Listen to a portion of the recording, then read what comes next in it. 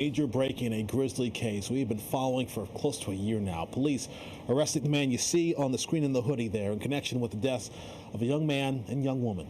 The suspect been on the run for 10 months ever since the victims' bodies were found in that burning Honda near a Bronx golf course.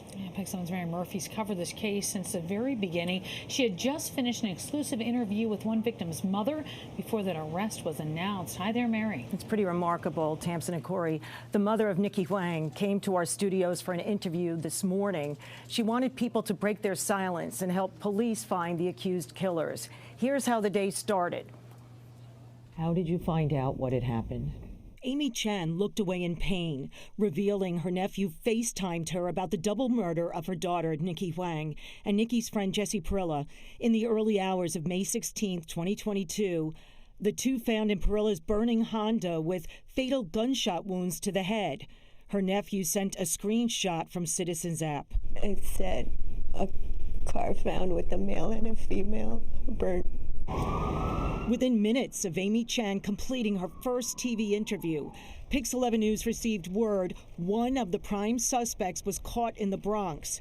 Police said Jahmel Sanders from Baruch houses on the Lower East Side had been captured on surveillance, kidnapping Jesse Parrilla outside Nikki Huang's house on Grand Street and throwing him into another car. This was a very complicated case where there was a lot of moving parts. The night of violence started with Nikki Huang getting robbed after she'd finished work at her family's restaurant on Grand Street.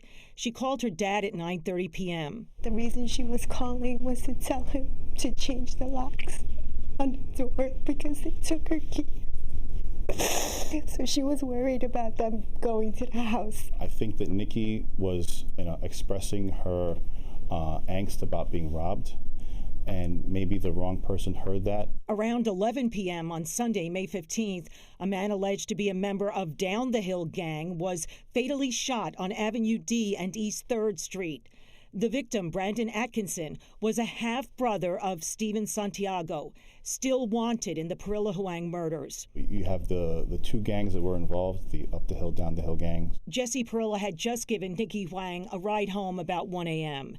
That's when suspects Stephen Santiago and Jahmel Sanders allegedly kidnapped him and then apparently forced him to text Nikki Huang, who was trying to text her parents from outside the apartment door. And when I opened the door, she had left her little necklace right in front of the door because she probably knew she was in danger. The most savage act saved for the end near the Bronx golf course. Do you have any idea why they would do this? Nikki always tried to look out for everyone. Like, when I saw those pictures of the guys, I've seen them at the restaurant. Jesse Parrilla's mother, Michelle Morales, had been first to go public. Enraged, her son and only child ended up dead for giving his friend a ride. I could imagine what he went through. I just could imagine. Nikki Huang's mother later provided photos and sent me messages on Instagram defending her daughter as a loving big sister to her brothers. The way you guys painted her out to be like some kind of gang, like, a gang monster. Like, no, she wasn't. She actually looked out for all those kids. And shortly after this interview ended, Sanders was arrested. We reached both mothers to get their reaction.